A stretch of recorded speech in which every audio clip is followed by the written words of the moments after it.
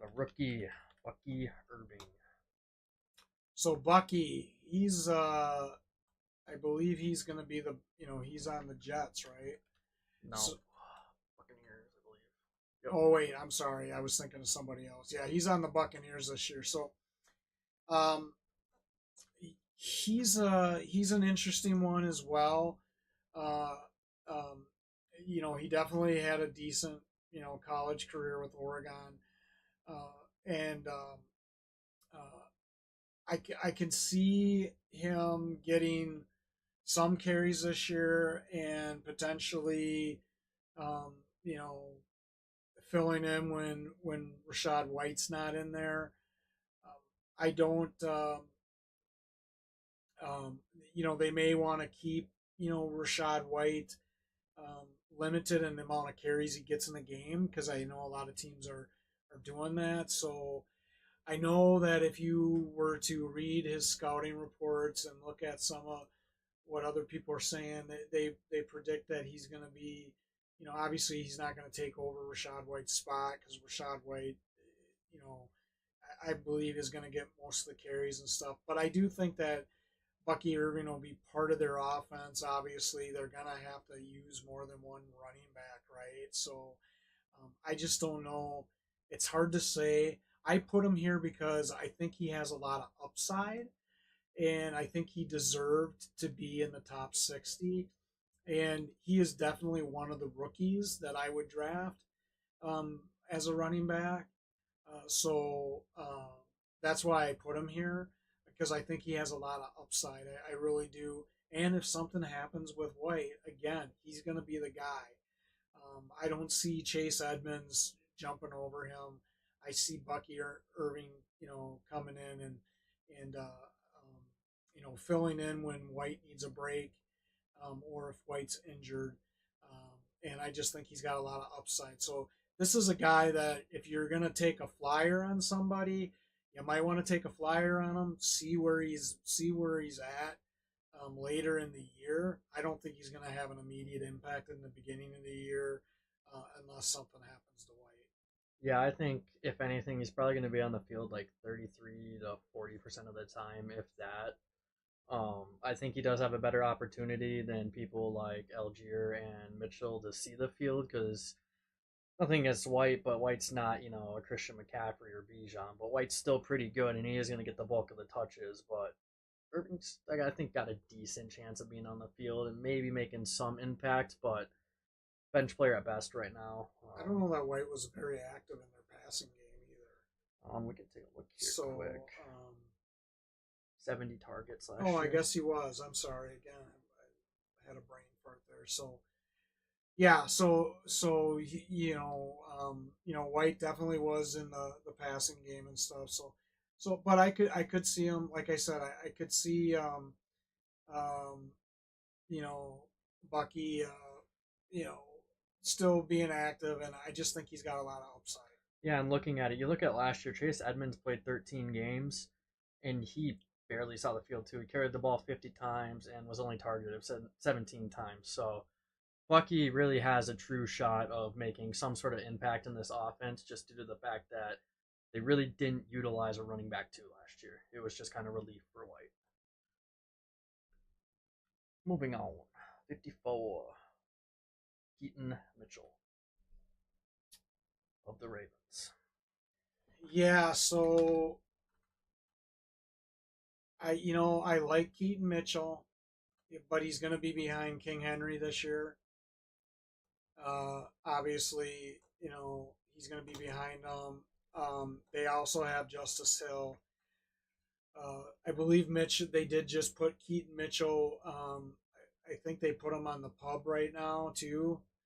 That doesn't mean that he still isn't gonna get some playing or get some action at the beginning of the season. It's just right now during training camp they put him on the pub until he can until they feel comfortable with him being out on the field full fledged. So that makes me a little nervous about him. The history with Ravens running backs makes me really nervous. Every year it seems like at the beginning of the year they have one or two of their running backs that drop. every single year. every year. So um, I don't see that happening to Henry, and obviously you're not going to bring in somebody like Derrick Henry to have him not be active in your offense. I mean, he is King Henry. He's a freak of nature, and so I think it's going to be tough this year for Mitchell to find a role. The only positive is if Mitchell comes out and he shows that he can be, um, active in the passing game. Um, again, he didn't get a chance to really show that last year. But I think it's going to be a duel between him and Justice Hill for that number 2 spot. I'm not really high on Keaton Mitchell. I think he has upside if he can stay healthy, but he's behind the King, so I just don't see him. Now, the Ravens do have a history of, using multiple running backs in their sets. So if for some reason Henry comes out and he stumbles and he's not producing the way they like, John Harbaugh's not going to hesitate to bring in another running back. So that's a plus for Mitchell. But I think in order for him to be able to do that, he's going to have to show that he can stay healthy. And right now he's on the pub. So all this time that he's on the pub is time for Justice Hill and their other backups to show what they got. So that's why I had Mitchell ranked so low. He was actually out of my top 60 because I just don't know where he's gonna fall once he comes back from the pub. So Yeah, when I ranked Mitchell, it was before he was put on the pup list. So, looking at it right now, I'd probably have him mid 50s, which would probably drop him a decent chunk of the way down on the board. But um, I think he has a true chance of being the RB2 there. Nothing against Justice Hill. I just think Mitchell all around is more talented. He never got to show his receiving game, but I think he could be a really good filler there on third downs and maybe just giving Henry a break every now and then. Henry is old. I could see them utilizing two running backs more consistently. he's only 22 too, so he does Yeah. have upside. So And I I'm not sold on Henry getting the ball as much as he has in prior years. I think the Ravens are more so going to split a decent chunk of the reps with more running backs. I think people are crazy for having Henry like super high up on their list. Like I could still see him being top 10 just because of touchdown production, but yeah, I definitely think they're going to use Henry in the red zone, yeah, and that's why I think he's gotten ranked high, like he has, because where he doesn't get the yards, I think makes up for it. Two touchdowns is crazy. he may make up for in his touchdown production, and it wouldn't. The only downside for Henry with the production of touchdowns this year is he's going to be fighting with Lamar to get Yeah, the ball in the red zone because Lamar likes to run the ball. but yeah, Mitchell to me, I think will be the running back two there. I could see Justice Hill getting a little mixy in there as well, but it's hard to judge because we haven't seen the three of them play yet. But prediction wise, I probably would drop him down with him being on the pup to start so far, but we'll kind of see how it goes. Tyrone Tracy of the Giants. Yeah, so Tracy is in an actually interesting position. Um, he's a rookie that they brought in. He's a little bit older rookie at 24. He's going to be competing against Singletary. Obviously, Saquon is with the Eagles now. Uh, I'm not sold on Singletary, to be quite honest with you. Um, I think Singletary is going to start the season as the starter, but I think Singletary may struggle this year. In years past, Singletary's always been the most effective when he's been in a two-back system where there's been two backs that have kind of been split in carries. And so I feel like Tracy at the beginning of the year may not have a huge impact, but I think towards the middle and the end of the year, I think you may see the Giants, depending on Singletary's production and if how healthy he stays, I could see them turning the reins over to Tracy at some point during the year. I don't think Tracy's going to have any fantasy value initially. I ranked, again, he's another guy that I ranked a little bit higher because I do think he has a lot of upside. I think that the Giants are starving for somebody to step up as a playmaker. They drafted Neighbors. They've got Wendell Robinson. They lost Derek Waller as their tight end. I think they're going to try to be more active in the running game. To alleviate some of the pressure off Danny Dimes. So that's why I ranked him higher because somebody's got to step up, and I think Tracy has the ability to do that. And I think he's, for a rookie running back, he's actually in a really good situation with the Giants to showcase what he can do because, Singletary hasn't been um, very consistent year to year. So Yeah, and he's in a situation where he could easily take Singletary's spot at any given point. To be honest, as a whole, the Giants are gonna have to figure out something with their offense because it was pathetic last year to watch at how poor their offense was, and they did a good job by bringing in Neighbors. So maybe Neighbors can free up Singletary and Tracy a little bit. I have Tracy sitting just outside of my top 60 just due to the fact that I just don't have any faith in this Giants offense to really produce throughout the year. well, and here's the thing: if Tracy lights it up during training camp, and the coaching staff likes what he's doing, it wouldn't surprise me if he jumps Singletary. Um, if Singletary struggles at all during training camp and they don't like what they see, because obviously this is Singletary's first year with the Giants, right? Yeah, And if Tracy's going out there and showcasing his ability better than Singletary, give the man a shot. they could give him a shot. So I think this one right now, where we're at in training camp, since it just initially started, I think that this is kind of a stay tuned, keep an eye on him type of guy because as we get closer to the regular season and stuff, if he does jump Singletary in the depth chart, that could increase his value because even though he's on the Giants offense, they got to give the ball to Yeah, somebody. time will tell though. He Yeah. could be really good for all we know. I wouldn't draft him just because of the offense, but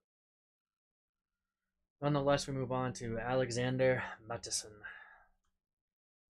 Listen, I'm a Vikings guy. I love Alexander Mattison as a person. I think, I think that he's a great guy. He did a lot of stuff in the community for Minnesota, so I want to say that first. Um, but I'll say the same thing I told Wiggs last year when the Vikings when the Vikings decided not to re-sign Dalvin Cook and they decided to make Mattison the man. I said that was the worst decision that they made. Mattison is not a number one running back in my eyes. Mattison, at best, is a number two running back, change of pace guy that you can use as a third down running back as well because he is effective in the passing game, but he is not. He is not the guy. He's walking in with the Raiders, and I think he has zero chance of jumping Zamar White. I think White showcased his abilities with Jacobs going down a few times last year, and I don't think Mattison is going to be the guy in the Raiders. I think he's going to be a change of pace guy and potentially used as their third down back um, uh, for the Raiders. I see his production this year actually going down. Last year he had 700 yards rushing on 180 attempts. I do not see Mattison getting 180 attempts this year unless something happens to Zamir White getting injured. Um, I do potentially see his production maybe in the passing game going up just a tick. Last year he had 30 receptions and almost 200 yards. It wouldn't surprise me if they use him, significantly in third downs. So I could see his production go up there. So what he loses in rushing and Thompson rushing yards from a PPR perspective, he may make it up a little. He may be, obviously he'll have more receptions, a little bit more yards. He didn't have a single rushing touchdown last year for the Vikings. Actually, he was I think the worst running back in the red zone inside the 5. To be honest, to even try to get in the end zone, he had 3 receiving touchdowns.